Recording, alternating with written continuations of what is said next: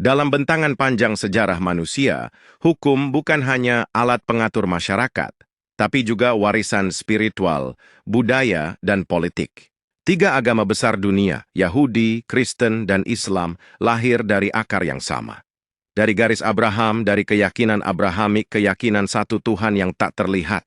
Namun masing-masing memiliki pengikut sendiri yang membentuk agama yang berbeda satu sama lain, negara dan peradaban sendiri-sendiri. Mereka membentuk narasi iman dan hukum yang berbeda. Dan kadang dalam satu masa mereka berperang satu sama lain, atau bahkan bersekutu satu sama lain melawan peradaban lainnya. Out in the desert, Moses raised his hand, led his people out of Pharaoh's land. No law to guide them, just sand and sky, till the storm came down. Kisah utama bangsa Yahudi adalah saat menjadi budak di bawah kekuasaan Mesir kuno. Selama hidup di tanah asing, mereka tunduk pada hukum kerajaan Mesir. Namun, ketika Musa memimpin mereka keluar dari Mesir dan menuju tanah yang dijanjikan mereka terlepas dari aturan sosial di negeri Mesir. Sekarang mereka memerlukan aturan sosial yang mengatur masyarakat. Hukum yang mengikat mereka sebagai sebuah masyarakat sosial. Di tengah padang gurun, Musa memperkenalkan 10 perintah yang kelak berkembang menjadi Taurat.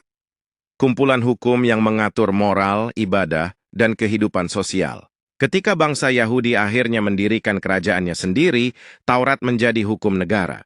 Namun, saat kerajaan runtuh dan masa pembuangan kembali datang, hukum itu tidak ikut hilang. Taurat bertahan, berubah dari hukum negara menjadi hukum agama. Hukum yang pernah membentuk masyarakat Yahudi kini menjadi jantung keyakinan mereka. And the fire ran high, 3 roads crossed, 3 voices heard. One carried stone, one spoke the word. The last road storms, where the nations swirl. 3 roads. Yesus hadir di tengah dominasi para rabi Yahudi, menantang kekuasaan agama yang menurutnya telah menyimpang dari pesan Musa. Pesannya menggugah, tapi juga mengguncang. Para pemuka agama Yahudi merasa terancam. Mereka melaporkan Yesus kepada penguasa saat itu Romawi. Para rabi melaporkan Yesus sebagai orang yang merusak tatanan sosial dan hukum masyarakat Yahudi. Mereka memanfaatkan struktur hukum Romawi untuk menghukum Yesus sebagai kriminal. Dan pada akhirnya penguasa Romawi memutuskan untuk menghukum Yesus dengan hukuman berat pelaku kriminal. Ia disalibkan bersama 2 orang pelanggar hukum negara Romawi. Namun ajaran Yesus tidak mati di tiang salib. Ajaran Yesus menyebar ke seluruh wilayah Romawi meski para pengikutnya diburu dan disiksa. Semakin ditekan, semakin meluas. Akhirnya, di bawah Kaisar Konstantin, Romawi mengadopsi Kristen sebagai agama negara. Namun disinilah letak perbedaan mendasar. Romawi adalah kekaisaran yang telah berabad-abad memiliki sistem hukum yang terstruktur, hukum Romawi. Ketika Kristen masuk, ia tidak mengganti hukum itu, melainkan beradaptasi, mengisi ruang spiritual dan moral dalam struktur hukum yang sudah ada.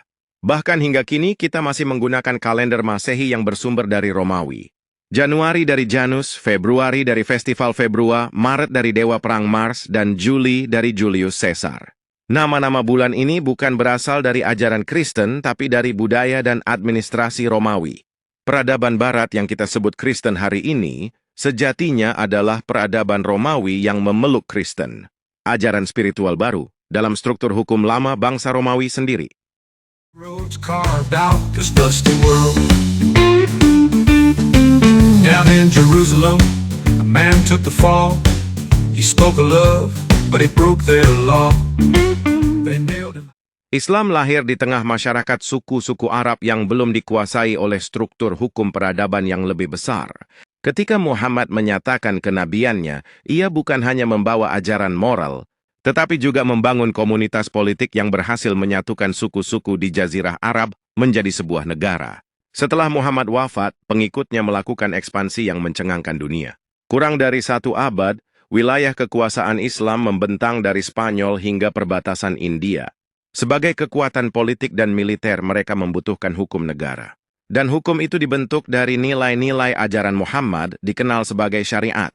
Syariat bukan hanya soal ibadah, tapi juga perdagangan, pidana, warisan, hingga urusan kenegaraan. Selama berabad-abad, kerajaan Islam menggunakan ajaran Muhammad sebagai basis hukum negara. Dan ketika era kekhalifahan dan kesultanan runtuh, ketika dunia memasuki zaman modern dan sekuler, Hukum negara Islam tetap hidup sebagai hukum agama, diajarkan, dipelajari, dan dijalankan oleh umat Muhammad.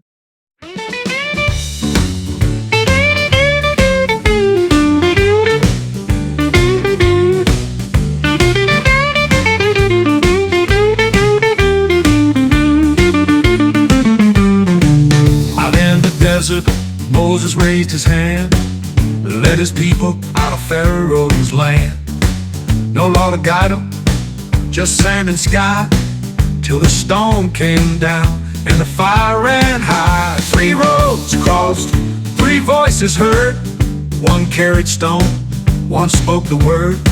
The last road storms, where the nations swirl. 3 roads carved out this dusty world. Down in Jerusalem, a man took the fall. He spoke of love, but he broke their law. They nailed him high, but his name won't fade. Rome kept its law, but its truth still stayed. The 3 roads crossed, 3 voices heard. 1 carried stone, 1 spoke the word. The last road storms, where the nations swirl. 3 roads carved out this dusty world.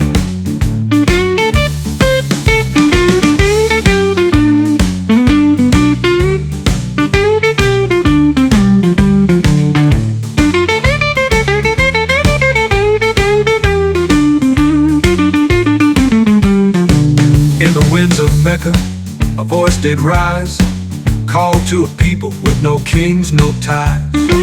He built a tribe, then he built a state. His words laid law from sand to gate.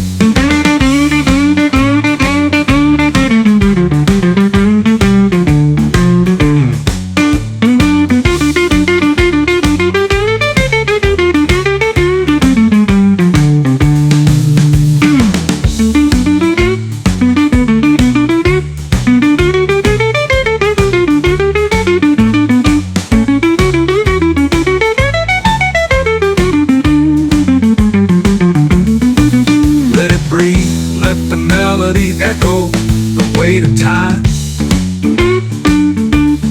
Now we count the days in Roman time. January still walks with Caesar's line. We pray with books, but judge with codes. Old empires living on modern roads. And 3 roads crossed, 3 voices heard. 1 carried stone, 1 spoke the word. The last road storms, where the nations swirl. 3 roads carved out this dusty world.